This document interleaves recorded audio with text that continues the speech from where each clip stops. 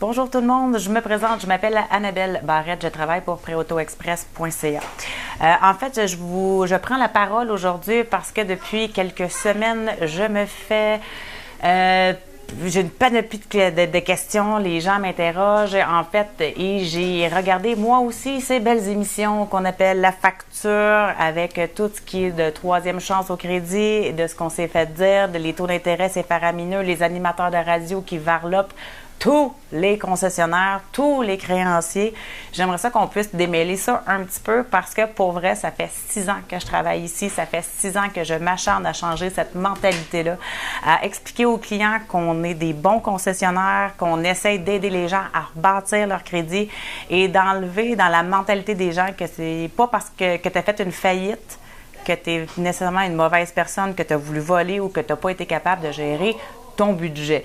Il y a des situations qui sont parfois malheureuses, la maladie, la perte d'emploi, des conneries de jeunesse. Ça peut être un paquet de choses. Ça ne veut pas dire que ces personnes-là ont droit d'être traînées dans la boue ou d'être jugées ou, encore une fois, à la télévision persécutées. Donc, je vais essayer de répondre le plus possible aux questions fréquentes qu'on nous pose, surtout depuis ce fameux reportage de La Facture où ce jeune homme se fait avoir dans un concessionnaire avec un créancier qui s'appelle Accès Crédit. Première des choses, on va différencier qu'est-ce qu'un concessionnaire, qu'est-ce qu'un créancier et qu'est-ce qu'une assurance parce que malheureusement, les gens mélangent les trois et c'est trois choses distinctes qui vont de pair, malheureusement ou heureusement dans certains cas, mais premièrement, un concessionnaire, c'est où vous achetez le véhicule. Donc, si le véhicule ne fonctionne pas bien, si le véhicule a un problème mécanique dans le premier 30 jours, c'est le concessionnaire. Ça, c'est moi. Moi, je suis concessionnaire. Donc, j'ai des véhicules ici. Ce sont des véhicules qui proviennent d'ici que les gens achètent. Maintenant, le créancier. Quand vous partez avec un véhicule, que vous avez signé un contrat, ce n'est pas moi. Ce n'est pas le concessionnaire qui vous finance. C'est une banque ou une banque privée, une institution privée. Ça, c'est un créancier. Le créancier peut exiger des taux d'intérêt élevés, le créancier peut exiger des frais, mais c'est quand même bien géré par l'Autorité des marchés financiers qu'on appelle l'AMF. Il y a également l'OPC, qui est l'Office de la protection du consommateur, qui lui aussi gère certaines choses. On va démêler un petit peu tout ça. Donc, première des choses, quand vous signez un contrat, le taux d'intérêt, les frais de la banque et non pas du concessionnaire, tout ça, c'est géré par la banque. Donc, quand vous avez des frais, soyez vigilants, puis vous pouvez le demander aussi à la personne. Est-ce que ces frais-là, c'est vous comme concessionnaire qui le chargez ou est-ce que c'est la banque qui le charge? OK? Ça, c'est deux choses qui sont totalement différentes. Vous avez droit également de dire non à une garantie prolongée, à une assurance vie, invalidité, maladie grave, une assurance de remplacement. Vous n'êtes jamais obligé de dire oui. Par contre, quand vous achetez un véhicule, c'est sûr qu'une garantie prolongée, quand on est en rétablissement de crédit, c'est quand même une bonne idée. Puis encore là, la garantie couvre quoi? Vous avez le droit de poser des questions, ne soyez pas gênés. Les personnes qui sont assises à mon bureau sont là pour répondre à vos questions et ils ont l'obligation également de vous répondre. Donc ça, c'est pour le créancier. Donc le créancier, c'est qui va aller chercher votre argent dans votre compte. OK? Et vous avez les assurances, mes amis, les assureurs. Il y a de très bons assureurs comme il y a de très mauvais assureurs. Il y a des assureurs qui refusent d'assurer un client s'il a un créancier, donc la banque, qui est dite hors norme. Je vous donne un exemple. Vous êtes en troisième chance au crédit sous forme de location. Des assurances comme Desjardins n'iront à peu près jamais à votre dossier. Ils préfèrent se garder la crème. Est-ce que c'est injuste? Oui. Est-ce qu'ils vont vous charger plus cher? Oui. Est-ce que c'est la faute du concessionnaire? Non. Est-ce que c'est la faute du créancier? Non. C'est de la faute aux assureurs. Maintenant, quand j'ai regardé l'émission de La Facture, nous, ici, comme concessionnaire, on a essayé de répondre. On a envoyé des lettres à Denis Lévesque, on a essayé d'appeler les gens à la radio, on a essayé pour se défendre parce que moi, je suis concessionnaire, je n'étais nullement attaquée dans ce truc-là à la télévision. Par contre, malheureusement, ce que j'aime pas, c'est que c'était unilatéral. Il n'y avait qu'un point de vue, si vous voulez, dans cette transaction-là. Le pauvre jeune homme, honnêtement, c'est pas quelque chose qui est souhaitable. J'aurais jamais fait signer ça de toute façon à ce client-là. Par contre, on n'est pas tous pareils. OK? Il y a des bons concessionnaires, il y a des mauvais concessionnaires aussi. Fait que là, maintenant, il faut faire la différence. Mais quand on a essayé de se défendre, bizarrement, personne nous a répondu. Alors, c'est aujourd'hui que je prends la tribune pour le faire. Parce que c'est facile de taper sur les gens qui font de la deuxième chance au crédit. On est une proie facile. J'ai entendu depuis 2-3 semaines des énormités à la radio, des gens qui ne savent même pas de quoi ils parlent, dire que c'est écœurant de signer à du 19,9 % d'intérêt, que c'est qu'on devrait même pas exister, qu'on devrait même pas vivre dans la vie. Mais je vous dirais que vous n'avez jamais été dans les souliers de ces clients qui viennent nous rencontrer ici. Moi, je fais de la première, deuxième, troisième chance au crédit. Je pense que tout le monde a droit à une deuxième chance aussi. Puis c'est pas parce que tu es en deuxième chance au crédit que tu es obligé d'avoir une minoune qui va te coûter 600$ par mois avec 350$ d'assurance. Ça non plus, c'était pas très décent du concessionnaire qu'on parlait. Est-ce que c'était de la faute du créancier? Non. Est-ce que c'était de la faute de l'assureur? Non. C'était un mix de tout ça. Le petit gars a signé des choses qu'il n'a pas lues. Vous savez, l'éducation financière, ça commence à la maison. Donc, si vous êtes papa, maman, d'éduquer vos enfants au niveau d'apprendre à lire ce qu'ils signent, c'est super important. Nous, ici, chez Préauto Express, on se fait un cheval de bataille, en fait, je ne sais pas comment l'expliquer, de dire aux clients de prendre le temps de lire ce qu'ils signent, de mettre en jaune tous les montants importants, de vraiment conscientiser le client à savoir qu'est-ce que tu signes, combien ça te coûte, c'est quoi ton taux d'intérêt. On va jusqu'à mettre en jaune le coût d'emprunt parce que ça fait excessivement peur. Mais je préfère que le client soit au courant, paye plus vite ou on va le changer avant. Le taux d'intérêt, il est élevé, mais il y a une raison pour ça.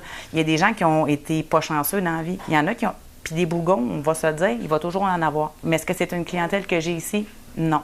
Mes clients, ils veulent se reprendre, ils veulent s'aider. Fait que c'est sûr que quand ils regardent des choses comme à tout le monde en parle, avec Caroline Néron qui se fait varloper devant tout le monde parce qu'elle a fait faillite ou elle essaie de faire une proposition, mettez-vous à la place de ces gens-là qui font une proposition. Pensez-vous qu'ils veulent le dire à leur famille? Non.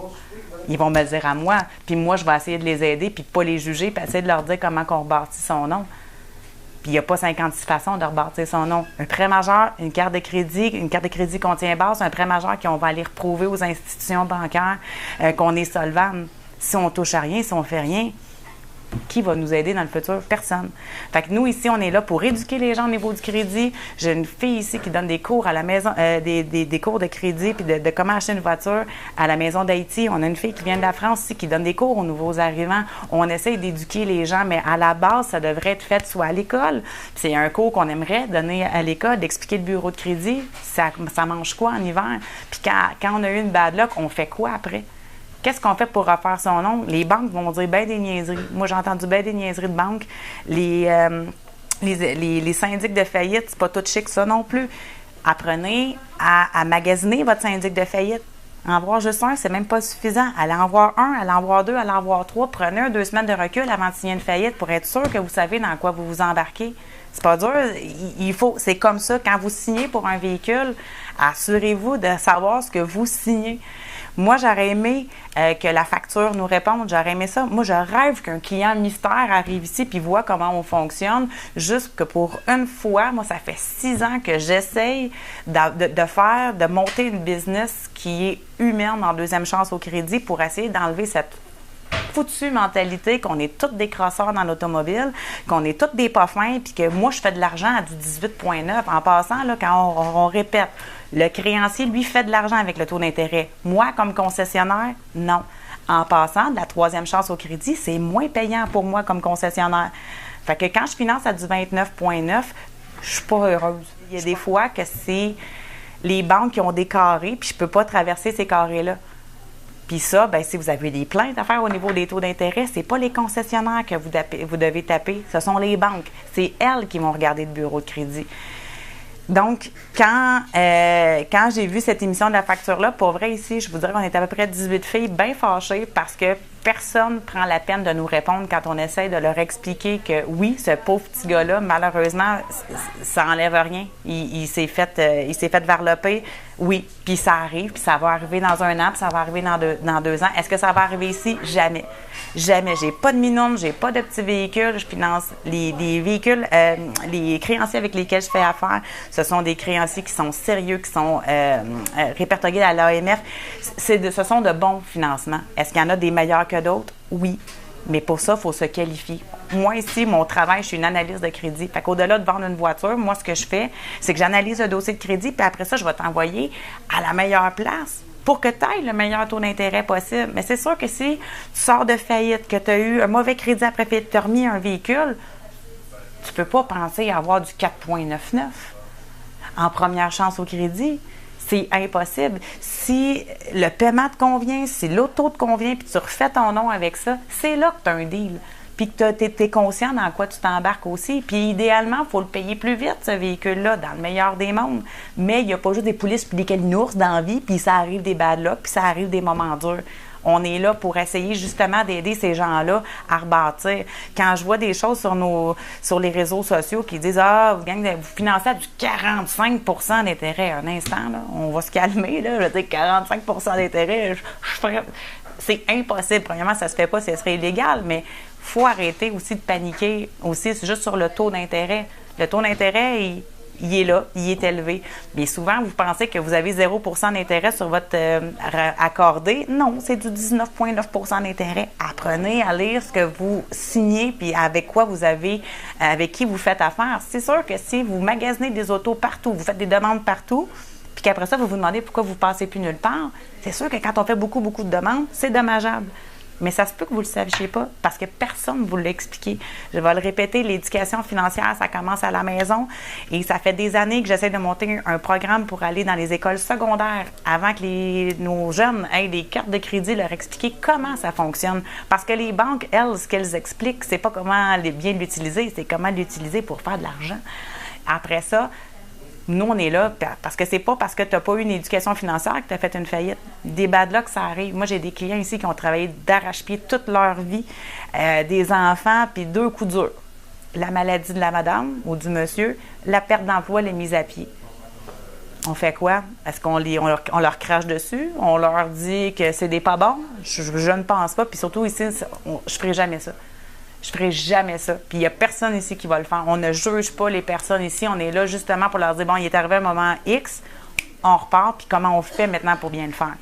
Donc, je défie n'importe quelle émission de radio qui ont varlopé la 3e, 2e chance au crédit, qui nous a toutes mis dans le même panier, à m'appeler au 514-353-6852. Poste 122, vous demandez Annabelle, pour aller répondre aux questions puis essayer de toute façon de démystifier. Moi, je trouve ça super fâchant parce qu'au-delà, quand vous parlez de la 2e, 3e chance au crédit, ce que vous oubliez souvent, c'est qu'il y a des gens en arrière de ça. Il y a ceux qui y travaillent puis qu'on essaie d'avoir une bonne business.